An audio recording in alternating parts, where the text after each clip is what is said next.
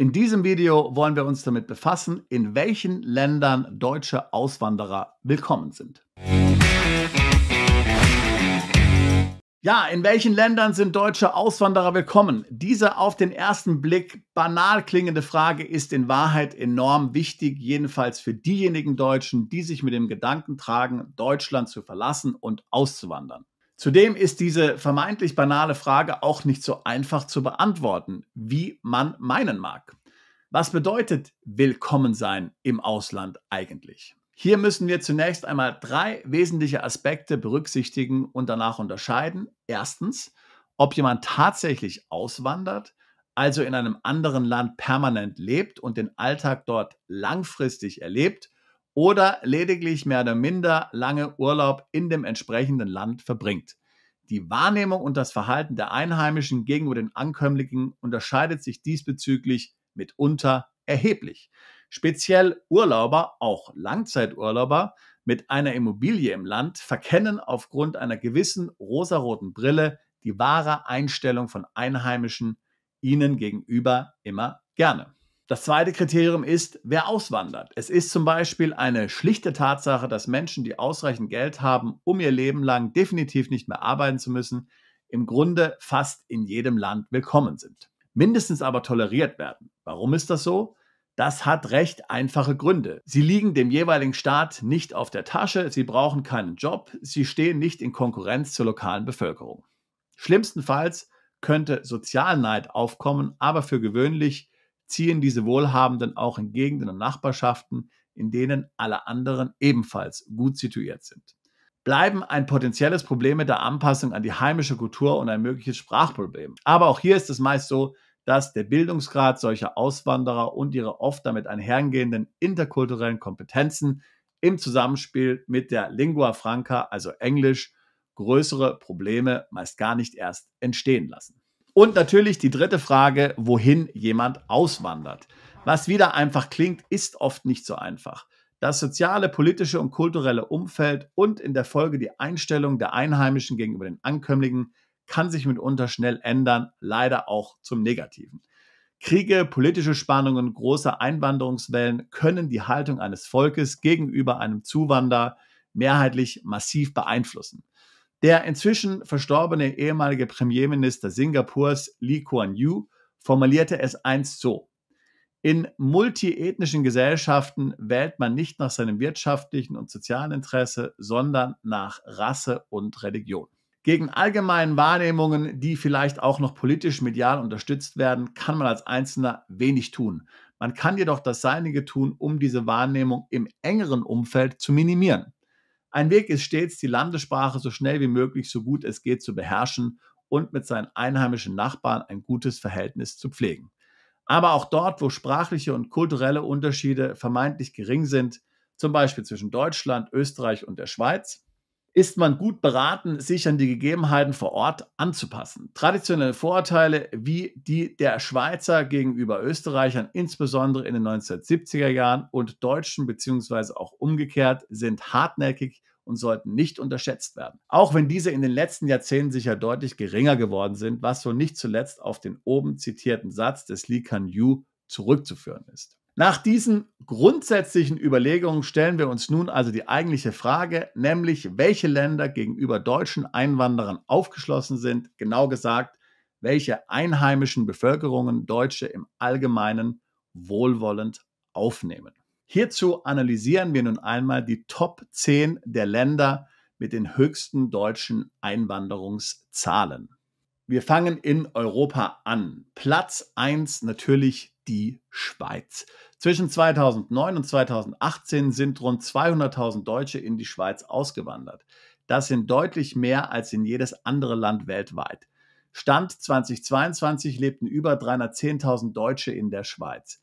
Die Gründe hierfür liegen auf der Hand. Keine Sprachbarriere, keine großen kulturellen Unterschiede, die räumliche Nähe zur alten Heimat und günstige wirtschaftliche Rahmenbedingungen.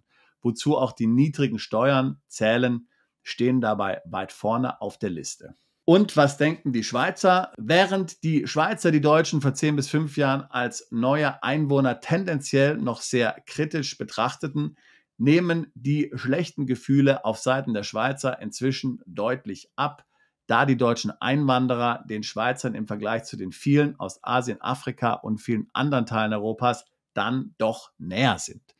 Dies bestätigt sich auch, wenn man die entsprechenden Blogs im Internet liest. Zweites Land, Österreich. Eine sechsstellige Zahl von Deutschen, etwa 108.000, zog es zwischen 2009 und 2018 in unser südliches Nachbarland Österreich. 2022 hatten knapp 217.000 Deutsche ihren Wohnsitz in Österreich. Die Gründe hierfür sind weitgehend dieselben wie die Schweiz, wobei die steuerlichen Möglichkeiten nicht ganz so vorteilhaft sind wie dort. Und wie sehen die Österreicher die Deutschen? Laut einer Umfrage machen die Österreicher dabei einen großen Unterschied zwischen den Deutschen und den Bayern. 78% der befragten Österreicher meinen, dass die Deutschen anders ticken.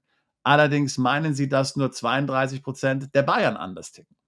Generell sehen die Österreicher Deutschland hauptsächlich als Nachbar, Partner, Freund, Verbündeten oder gar Vorbild. Nur eine kleine Minderheit denkt der Umfrage zufolge an Begriffe wie Rivale, abschreckendes Beispiel, Problem oder gar Gegner. In den vergangenen Jahren hat sich Deutschland aus Sicht der Österreicher verändert, und zwar negativ. Dabei spielt unter anderem eine Rolle, dass die Migrationspolitik als zu links, liberal und offen wahrgenommen wird, so die Umfrageergebnisse. 20% geben an, dass zu viele Deutsche in Österreich leben würden. Generell ergab die Umfrage, je älter und gebildeter Menschen seien, desto positiver war deren Deutschlandbild. Insgesamt also keine schlechten Voraussetzungen, um sich dauerhaft in Österreich niederzulassen. Platz 3, United Kingdom. Zwischen 2009 und 2018 wanderten 82.000 Deutsche nach UK aus. Noch 2019 lebten laut Tagesschau Online über 300.000 Deutsche dort. Mit dem Brexit fand jedoch ein großer Exodus statt. Ende 2021 lebten laut Statistischem Bundesamt nur noch 135.000 Deutsche in UK. Damit ist das Vereinigte Königreich zwar immer noch ein beliebtes Ziel für Deutsche, aber der Trend ist inzwischen deutlich rückläufig. Gründe, um sich in UK niederzulassen, gibt es viele. Für Unternehmer und Selbstständige gibt es ein positives Umfeld. Die steuerlichen Möglichkeiten sind teils auch interessant. London ist ohnehin ein internationaler Schmelztiegel und zweifellos die Hauptstadt Europas, um nicht zu sagen der Welt. Umgekehrt ist das Verhältnis der Briten zu den Deutschen ein gespaltenes. Es gibt in UK eine Fraktion, für die der Krieg nie zu Ende sein wird. Das wird sich vermutlich auch so schnell nicht ändern. Über die letzten Jahrzehnte hat sich das allgemeine Bild über die Deutschen allerdings etwas gebessert. Im Grunde sind sich Deutsche und Briten wohl ähnlicher, als es sich beide eingestehen würden. Man kann im UK wirklich sehr gut leben und gut Freunde finden. Es braucht, wie auch in Deutschland, nur etwas Zeit. Land Nummer 4 ist Polen. Zwischen 2009 und 2018 wanderten 69.000 Deutsche nach Polen aus. Wer denkt, dass diese Zahl sehr hoch klingt, dem sei gesagt, dass dies auch Deutsche mit polnischem Migrationshintergrund einschließt. Laut der polnischen Volkszählung aus dem Jahr 2021 gaben 38.700 in Polen gemeldete Menschen als ihre dominierende Nationalität Deutsch an. Weitere 93.800 erklärten neben ihrer Erstoption, sich auch der Gruppe der Deutschen zuzuordnen, womit 132.500 Bekenntnisse zum Deutschtum in Polen vorliegen. Den 132.000 Deutsch Optierenden im Lande stehen interessanterweise 199.000 Menschen gegenüber, die die deutsche Sprache im häuslichen Kontakt verwenden. 6.600 Menschen in Polen nutzen daheim nur die deutsche Sprache und dürften damit weitgehend Zuwanderer aus der Nachwendezeit sein. Gründe für Deutsche nach Polen auszuwandern dürften in den niedrigen Steuern und den im Vergleich zu Deutschland deutlich niedrigeren Lebenshaltungskosten liegen. Zudem sind viele Gegenden landwirtschaftlich sehr schön und alte Städte wie Danzig und Krakau bieten inzwischen wieder eine hohe Lebensqualität. Und das Bild der Polen von den Deutschen ist heute nicht mehr so stark vom Zweiten Weltkrieg geprägt, wie das vor einigen Jahrzehnten noch der Fall war. Der Umstand, dass nach dem Niedergang des Kommunismus viele Polen nach Deutschland kamen, um zu arbeiten, hat das Bild der Deutschen in Polen insgesamt zum Positiven verändert. Man könnte vielleicht sagen, man liebt die Deutschen in Polen zwar nicht, aber man respektiert sie. Der Umstand, dass man aus der Geschichte heraus kulturell vieles gemeinsam hat, spielt hierbei wohl auch eine nicht unwichtige Rolle. Land Nummer 5, Spanien. Knapp 10 Millionen deutsche Urlauber ließen sich im Jahre 2022 die spanische Sonne auf die Haut scheinen und zahlten dafür. Trotzdem oder vielleicht gerade deshalb sind die Spanier von ihnen nicht nur begeistert.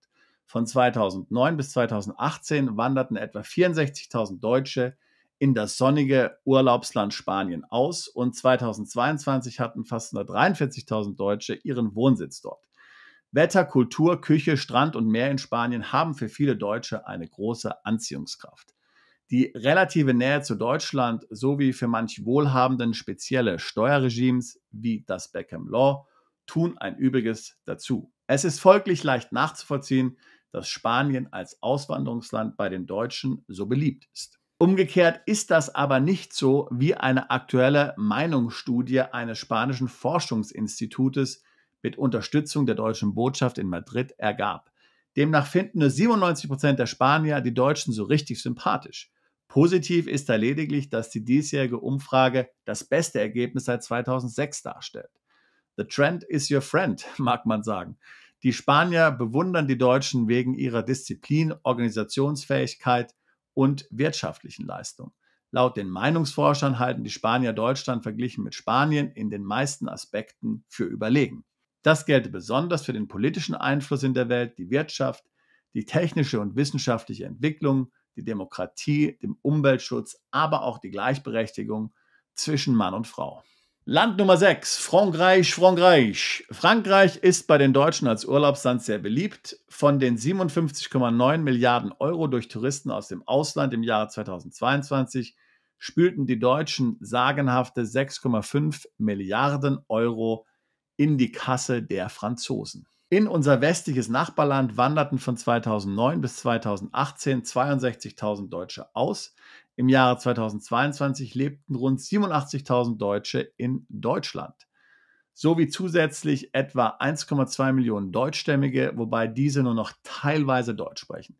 Dass Frankreich nicht noch häufiger Auswanderungsziel für Deutsche ist, dürfte wohl hauptsächlich an der Sprachbarriere liegen. Die Süddeutsche Zeitung berichtete von einer repräsentativen Studie des Pariser Instituts IFOP aus dem Jahr 2019, in der im Auftrag der deutschen Botschaft in Paris untersucht wurde, welches Image die Deutschen in Frankreich haben. Das Ergebnis klingt zunächst nicht wirklich schön. Die Begriffe, die die Franzosen mit Deutschland am häufigsten verbinden, waren Angela Merkel, Europa, Strenge, Disziplin, Krieg, Hitler, Berlin und Bier. Allerdings gaben auch 84% an, alles in allem eine gute Meinung von den Deutschen zu haben, und dieser Wert ist seit Jahren stabil. Wir kommen zu Land Nummer 7, die Niederlande. Im Zeitraum von 2009 bis 2018 wanderten 35.000 Deutsche in die Niederlande aus. 2022 stellten die Deutschen mit 82.900 Bürgern die zweitgrößte ausländische Bevölkerungsgruppe in Holland. Auch als Urlaubsland sind die Niederlande bei den Deutschen sehr beliebt. 2021 waren es bereits wieder über 2,5 Millionen Gäste. Vor dem Corona-bedingten Einbruch sogar 5 Millionen Gäste jährlich. Die Deutschen schätzen die lockere Lebensart der Niederländer sowie als Urlauber natürlich die vielfältigen Freizeitangebote. Die räumliche Nähe zu Deutschland ist für viele offenbar auch ein Pluspunkt. Umgekehrt berichten viele deutsche Holland-Besucher schon von einer spürbaren, doch selten offen zur Schau getragenen, latent negativen Attitüde gegenüber Deutschen als Kollektiv einerseits und einer zumeist neutralen Gleichgültigkeit gegenüber Deutschen als Individuen andererseits. Die unpersönliche generelle Skepsis der Niederländer gegenüber Deutschland rührt zum Großteil noch aus der Zeit der Besatzung während des Zweiten Weltkrieges. Etwas, das aus der kollektiven Psyche nur schwer zu verbannen ist. Allerdings ist Deutschland auch das beliebteste Urlaubsland der Niederländer, was zumindest für ein gewisses Wohlwollen gegenüber den Deutschen sprechen dürfte. So, nun kommen wir noch zu 3 Ländern außerhalb Europas, ganz vorne die USA. In kein anderes Land außer der Schweiz wandern so viele Deutsche aus wie in die USA. In den 10 Jahren von 2009 bis 2018 waren es ca. 127.000. Wie viele Deutsche in den USA leben, ist schwer zu sagen. Nicht wenige lassen sich einbürgern, sodass aktuelle Statistiken nicht sehr aussagekräftig sind. Allerdings gaben in der 2015 durchgeführten American Community Survey über 45 Millionen US-Bürger German als ihre Hauptabstammung an. Damit sind die Deutschamerikaner die mit Abstand größte ethnische Bevölkerungsgruppe in den Vereinigten Staaten. Da sie sich jedoch so gut wie immer völlig assimilieren, ist dies in der Öffentlichkeit kaum wahrnehmbar. Hierzu beigetragen haben sicherlich auch Trends während dem Ersten und dem Zweiten Weltkrieg, die deutsches Kulturgut aus der Öffentlichkeit komplett verbannt haben.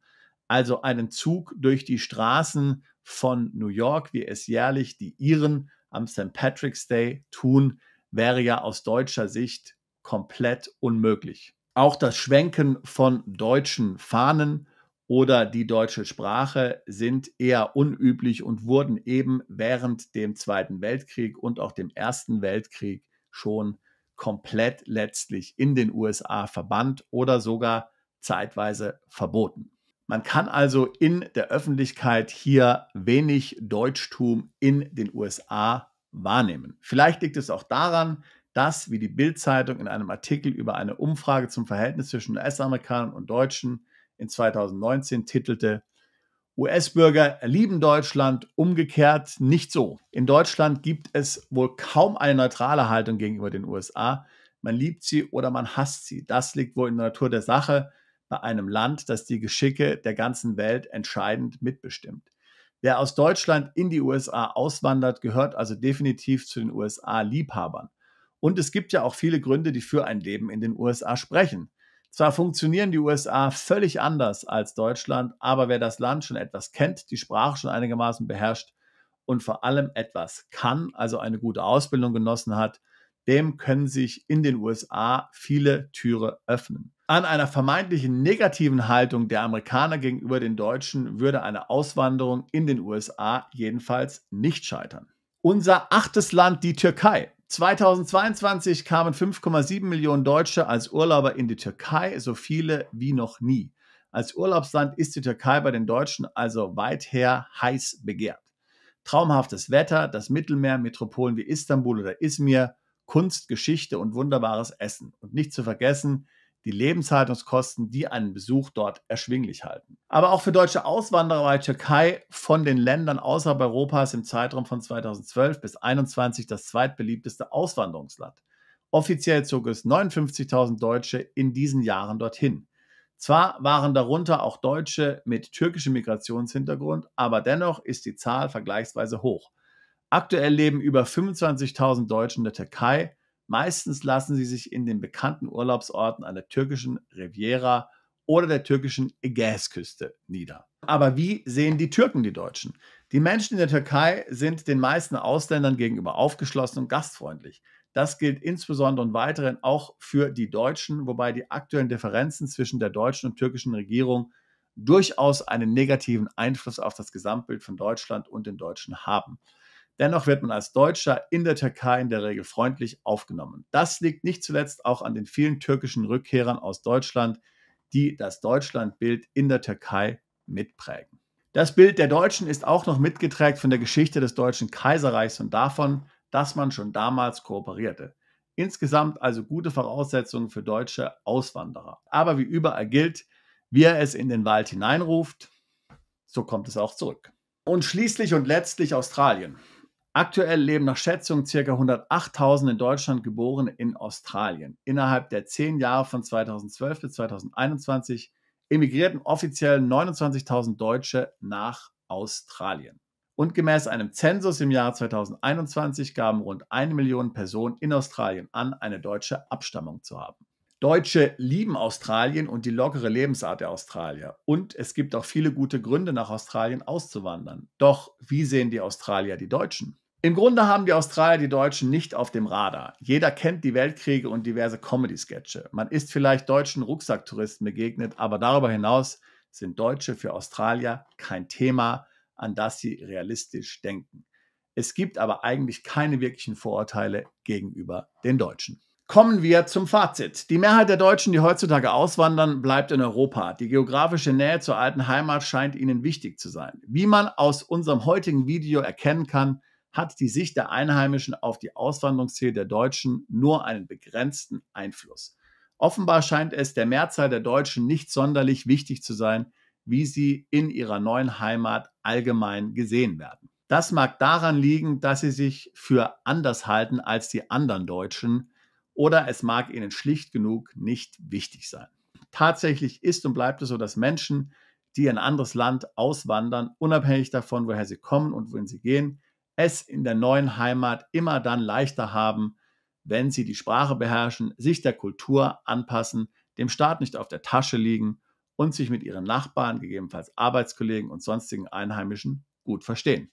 Das ist ja alles logisch. Einfach ausgedrückt, wenn sie sich assimilieren. Wem das gelingt, der wird in seinem Traumland in der Regel seltener Schwierigkeiten haben oder gar enttäuscht irgendwann nach Deutschland zurückkehren. Wenn auch du daran denkst, auszuwandern und dabei steuerliche Unterstützung brauchst, würde ich mich freuen, dich im Beratungsgespräch kennenzulernen. Den Link dazu packe ich gleich mal hier in die Beschreibung mit rein. Meine Kollegen und ich sind seit fast 20 Jahren damit beschäftigt, Deutsche beim Auswandern zu helfen, ihre steuerliche Situation zu optimieren, neues Vermögen im Ausland aufzubauen und bestehendes Vermögen zu schützen. Ich würde mich freuen, über dein Auslandsvorhaben im Beratungsgespräch zu sprechen. Bist du Unternehmer, Freiberufler oder Investor? Zieht es dich schon lange ins Ausland? Mach heute den ersten konkreten Schritt in eine Zukunft mit mehr Geld und mehr Freiheit.